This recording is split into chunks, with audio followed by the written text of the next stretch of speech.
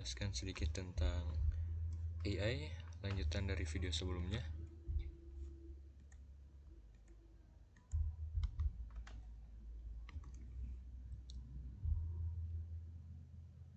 Dan di video ini akan berfokus pada pengambilan keputusan pada AI. Pengambilan keputusan AI mengacu pada proses di mana sistem kecerdasan buatan menggunakan data, algoritma, dan model untuk membuat pilihan atau rekomendasi. Proses ini seringkali mencerminkan cara manusia membuat keputusan, dan ini adalah fungsi inti dari banyak aplikasi AI, mulai dari mobil tanpa pengemudi hingga sistem diagnosis medis. Proses keseluruhan dapat dipecah menjadi 3 fase utama: intelijen, desain, dan pilihan atau choice. Yang pertama adalah intelijen phase atau fase intelijen, yang adalah tahap pertama dalam proses pengambilan keputusan. Tujuan utamanya adalah untuk mengidentifikasi masalah atau peluang dan mengumpulkan semua informasi yang diperlukan untuk memahaminya. Anggap saja ini sebagai fase penemuan atau penentuan ruang lingkup. Di dalamnya ada identifikasi masalah. Langkah ini melibatkan penentuan masalah spesifik yang perlu diselesaikan.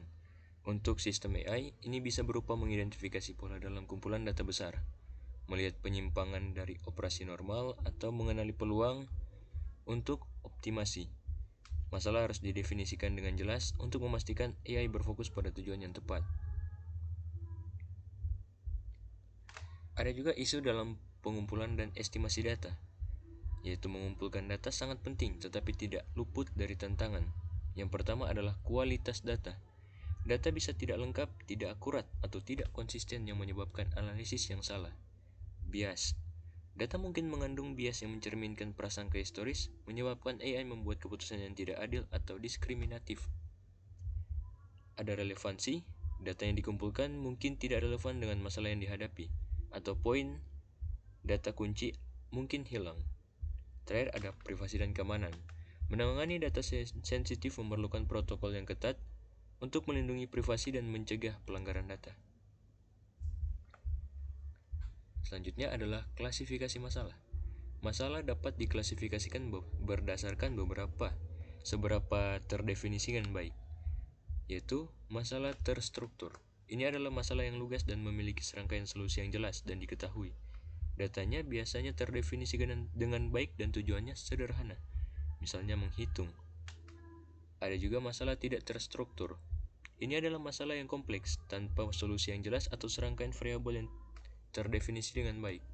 Masalah ini memerlukan analisis eksplorasi yang lebih kreatif, misalnya memprediksi tren pasar di masa depan. Ada juga kepemilikan masalah. Ini mengacu pada siapa yang memiliki atau bertanggung jawab atas masalah dan solusinya. Dalam sistem AI, ini bisa menjadi rumit. Meskipun AI dapat memberikan solusi, manusia atau departemen tertentu pada akhirnya bertanggung jawab atas hasilnya, terutama ketika keputusan memiliki konsekuensi yang signifikan. Ada strukturisasi masalah keputusan. Setelah masalah diidentifikasi, masalah tersebut perlu disusun sedemikian rupa agar AI dapat memahaminya. Ini melibatkan pemecahan masalah menjadi komponen-komponen utama. Selanjutnya adalah penguraian masalah. Masalah yang kompleks seringkali terlalu besar untuk diselesaikan sekaligus. Menguraikan berarti memecahnya menjadi submasalah yang lebih kecil dan lebih mudah dikelola.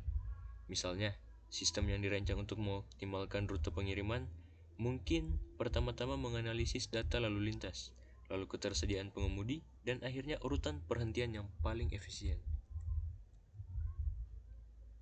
Selanjutnya adalah fase desain atau design phase. Fase desain berfokus pada pengembangan solusi potensial untuk masalah yang diidentifikasi dalam fase intelijen. Disinilah sistem AI membuat rencana aksi atau serangkaian alternatif. Dan terakhir adalah fase pilihan atau choice phase. Fase pilihan adalah langkah terakhir di mana sistem AI mengevaluasi alternatif yang dibuat dalam fase desain dan memilih yang terbaik berdasarkan metrik yang telah ditentukan sebelumnya. Yang pertama adalah evaluasi. Sistem menjalankan simulasi atau pengujian untuk memprediksi hasil dari setiap solusi potensial. Kedua, seleksi. AI memilih alternatif yang paling sesuai dengan kriteria yang ditetapkan, misalnya rute yang paling menguntungkan, diagnosis yang paling akurat, dan waktu pengiriman tercepat. Proses tiga fase ini memberikan kerangka kerja yang solid untuk memahami bagaimana sistem AI dapat digunakan untuk membuat keputusan yang kompleks, dari tugas-tugas sederhana hingga yang paling strategis. Dan terakhir adalah mengukur hasil akhir.